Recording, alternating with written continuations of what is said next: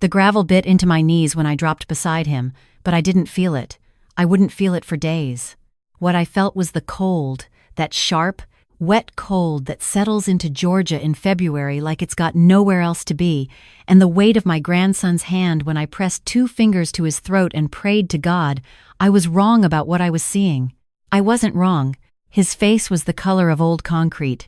There was blood matted into his hair above his right ear, dried dark, the way blood gets when it's been there long enough to give up pretending.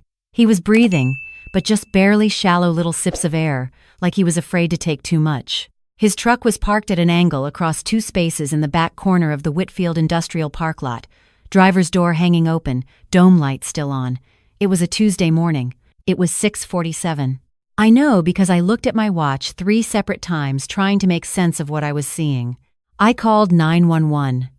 I held his head in my lap, and I talked to him the whole time, telling him I was there, telling him to stay with me, telling him the ambulance was coming, even though I couldn't hear a siren yet and the dispatcher had asked me twice to confirm the address like she wasn't sure a place like this had an address worth confirming. He opened his eyes once, maybe 90 seconds after I found him. Just a crack. His lips moved before I could say anything. "Meemaw," he said. He only ever called me that when he was scared. He hadn't called me that since he was 9 years old and broke his arm falling out of the oak tree in my backyard. "I'm here, baby," I said. "Don't move. Don't you move." His hand found my wrist. His grip was weak, but it was there. "Strickland," he said. "It was Garrett told them where I'd be," he told his father. Then his eyes closed again, and he didn't say anything else until he woke up in the hospital 31 hours later. My name is Loretta Mae Cousins. I am 64 years old. I raised 2 children in Harlan County, worked 31 years as a licensed practical nurse at Mercy General, and I have buried a husband and a daughter-in-law and a friend so close to me she was more sister than friend. I am not a woman who frightens easily. I am not a woman who panics. But sitting in that parking lot with my grandson's blood on my hands, listening to the sirens finally getting close, I felt something move through me that I hadn't felt in a very long time. Not fear, something older than fear. My grandson's name is Daniel. He is 26 years old, and he worked as a junior site manager for a land development company called Piedmont East Holdings. He'd had the job for about 8 months when he started noticing things that didn't sit right. Billing irregularities, materials that were logged as delivered that he never saw on site, signatures on inspection reports that he recognized as belonging to county officials who had never set foot on any of the properties he managed. He came to me about it in October. He sat at my kitchen table and spread out pages he'd photographed on his phone, and he said, "Meemaw, I think something's wrong. I don't know who to talk to about it." I looked at what he'd laid out.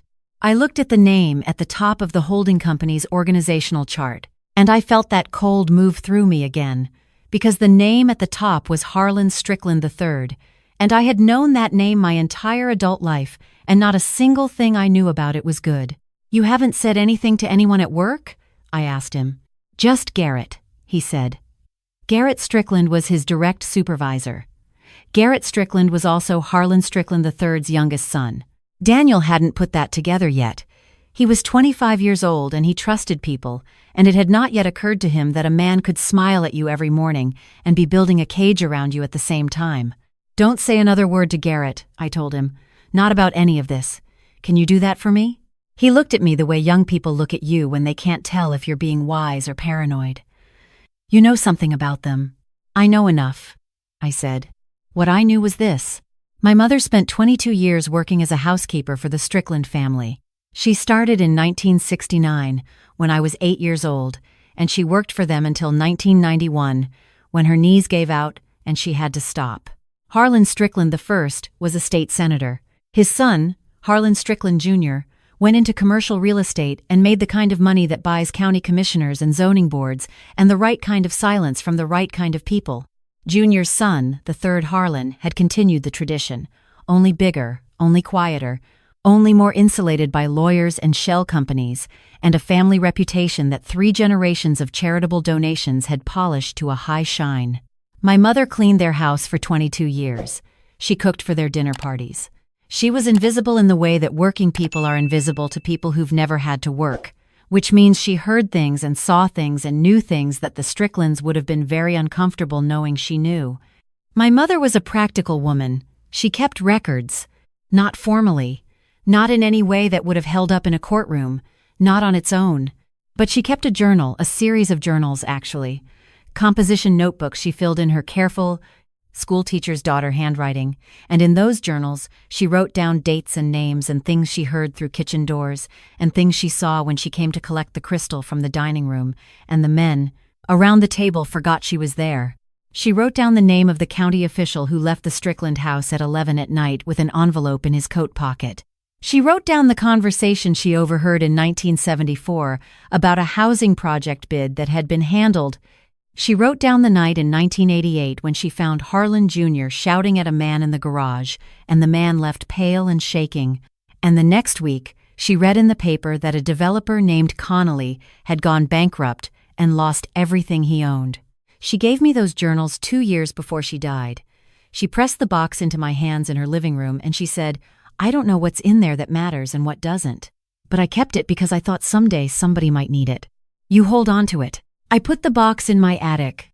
I moved twice in the years after she died, and both times the box came with me, and I never opened it, and I told myself I probably never would, and I thought about it maybe 3 or 4 times a year, usually when I read something in the local paper about a new Strickland development, or a Strickland donation to the Children's Hospital, or a Strickland being named to some civic board. The night Daniel came to my kitchen table, I went up to my attic and I opened the box. I stayed up until 3 in the morning reading my mother's handwriting. By the time I put the last notebook down, my hands were shaking, but not from cold. What my mother had written down, across 22 years, was a roadmap. It wasn't evidence in itself, but it was specific dates, names, locations, amounts when she'd caught them, and it pointed in directions that I suspected a good investigator could follow. What Daniel had found on his phone, the billing irregularities and the phantom deliveries and the signed-off inspections that had never happened, those weren't small things. Those were current things. Those were the same pattern my mother had been watching since 1969, just updated for the present. The Stricklands had been doing this for 50 years, and my family had been in the way of it, in one form or another, for just as long. I want to explain something about the Stricklands and the Cousins family, because it matters. My mother didn't just clean their house. Her brother, my Uncle Raymond, had owned 3 acres of land in what is now the eastern edge of the Whitfield Development Corridor. Good land. His grandfather had worked it. In 1971, Raymond started getting pressure to sell, offers that started reasonable and turned into something else when he declined. A property tax reassessment that came out of nowhere and jumped his bill by 60%. A drainage dispute with a neighboring parcel that tied him up in local court for 2 years. By 1973, Raymond was exhausted and broke from the legal fees, and he sold. Harlan Strickland Jr. developed that land 7 years later, made a fortune on it. My mother wrote all of that down, too. She also wrote down the name of the county assessor who had signed off on Raymond's reassessment, a man named Earl Boggs. And she wrote down the date in 1972, when she had watched Earl Boggs leave the Strickland house through the back door and what she had seen him carrying. I went to my sister first. Her name is Pauline, and she is 69, and she remembers our Uncle Raymond the way I do. The way you remember someone who got ground up by something too big to fight and came out the other side smaller and quieter and never quite himself again. I sat across from Pauline in her kitchen, and I told her what Daniel had found and what I had read in Mama's journals, and I said, "I need to know if you're with me on this, because once I start making calls, I can't take it back." Pauline was quiet for a long moment. She looked out her kitchen window at her backyard, where her grandchildren's playset sat under the bare winter trees. "What kind of calls?" she said. "The kind that go to people who know how to use this correctly," I said. "Not local, not anyone who owes the Stricklands anything." She looked back at me. "You make your calls," she said. "I'll be right here." I had worked at Mercy General for 31 years. In that time, I had worked alongside a doctor named Frances Abernathy, who had since left medicine and gone to law school in her 50s, and who now worked for a nonprofit that handled whistleblower cases. Frances was one of the sharpest women I had ever known, and more importantly, she had no ties to Harlan County that I was aware of. I called her on a Thursday.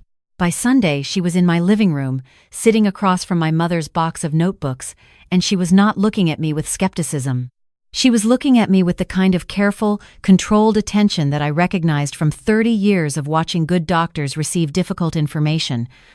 The look that means, I hear you, I'm taking this seriously, and I'm already thinking 3 steps ahead. The current documentation Daniel has is the piece that's actionable right now, she said. The journals, they're historical. They're not evidence on their own, but they establish pattern, and they point us to records that may still exist. County filings, permit records, bank records if we can get there. She paused. You understand this will not be fast. How long? I said. 18 months. Maybe longer. And it will get uncomfortable before it gets better. How uncomfortable? She met my eyes. If they know Daniel's been talking, uncomfortable enough. 3 weeks after that conversation, on a Tuesday morning in February, my grandson was found unconscious in a parking lot with blood in his hair and a fractured orbital socket and 2 cracked ribs. His truck had been in that lot since 5 in the morning. He had been there for almost 2 hours before I got the call from a passing warehouse worker who had found him and found my number in Daniel's phone under Meemaw. I had not yet told Daniel about Francis. I had not yet told him that anything was in motion.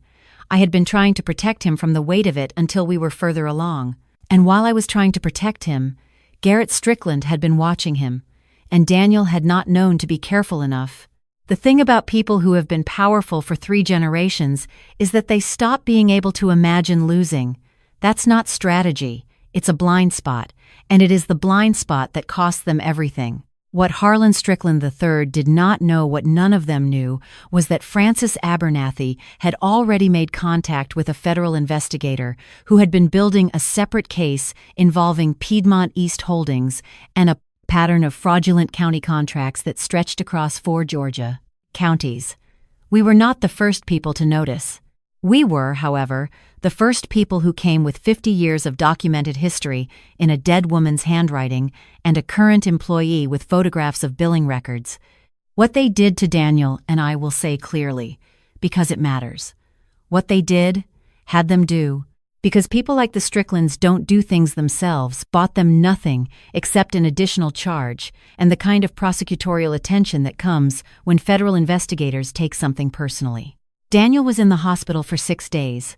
His orbital socket required surgery. His ribs healed on their own. He had headaches for 3 months afterward, and he still has trouble in bright light sometimes, and I don't think I will ever fully forgive that, no matter what happens in a courtroom. But he healed. And while he healed, the work continued. The county permit records were subpoenaed in April. The billing discrepancies Daniel had photographed were matched against project actuals and found to represent approximately $2.3 million in fraudulent claims across a period of 4 years. The names of 3 county officials appeared in those records, and 2 of those names also appeared in my mother's journals from 1974 and 1988. One of them was the son of the man my mother had originally watched leaving through the back door. The Strickland family's attorneys were very good. I want to say that plainly because it is true, and because it matters for what comes next. They were good enough to delay the civil proceedings twice and to get 2 of the original counts restructured. They were good enough to keep most of it out of the local papers for almost a year. They were not good enough to make it disappear, and I think somewhere in the 4th or 5th month, they began to understand that. Harlan Strickland III accepted a plea in August of the following year. He was sentenced to 4 years in federal prison and a fine that, given what I understand of his actual assets, is probably more symbolic than devastating. His son Garrett, who had fed information to the men who hurt Daniel, though proving his direct involvement to the standard required, was something Francis told me we should not expect, resigned from Piedmont East Holdings and relocated out of state. The 2 county officials lost their positions. One of them is facing his own proceedings, which are still ongoing. None of that is everything I wanted. I want to be honest about that. I wanted something that does not exist in a legal framework. I wanted acknowledgement of what was done to my Uncle Raymond in 1971, to the family that worked their grandfather's land and watched it stripped away through paperwork and pressure and official silence. The law doesn't reach back that far. Or if it does, it reaches back selectively, in ways that favor the people who wrote it. What I got instead was what was possible. And I have spent 64 years learning the difference between what I want and what is possible, and learning not to let the gap between them swallow the ground I actually stand on. My mother kept those notebooks for 22 years. She kept them without knowing what they were for. She kept them because she was the kind of woman who paid attention and took things seriously, and believed that what she witnessed mattered even when the world was telling her the opposite. She was invisible in that house for 2 decades, and she spent 2 decades watching and writing it down, and she put a box in her daughter's hands and she said, "Someday somebody might need it." She was right. Daniel came to Sunday dinner 6 weeks after he was discharged. He was still moving carefully, one hand going to his ribs when he turned too fast, but he sat at my table and he ate 2 full plates, and he helped Pauline wash the dishes afterward, and he laughed at something my sister said, and the laugh was real. I watched him from across the kitchen and I thought about my mother at that table, 20 years ago, hands that always smelled like lemon dish soap, telling us something that struck me as odd at the time and that I have thought about many times since. She said, "The people who think they own everything are the most frightened people there are, because they know what they did to get it." I think about Harlan Strickland III, and I think she was right about that too. Pauline asked me, when it was finally over, when the plea had been entered and the sentencing had happened and the thing had settled into the past tense, she asked me how I had been so patient through all of it. 18 months of lawyers and subpoenas and waiting and watching Daniel wince when he moved too quickly. She asked how I kept from doing something reckless in the early days. In the February days when I was running on fury and grief and not much else. I didn't have a complicated answer for her. I am a nurse. I have spent my career watching the difference between action taken from panic and action taken from knowledge. Panic makes you move fast and get it wrong. Knowledge makes you move right. And I had my mother's 22 years in those notebooks, and I had learned from watching her that the longest preparation is often the most powerful. She spent 2 decades being invisible. She spent 2 decades writing it down. And in the end, her handwriting outlasted their lawyers. That is what I told Pauline. Patience, I said, and the truth. Patience and the truth.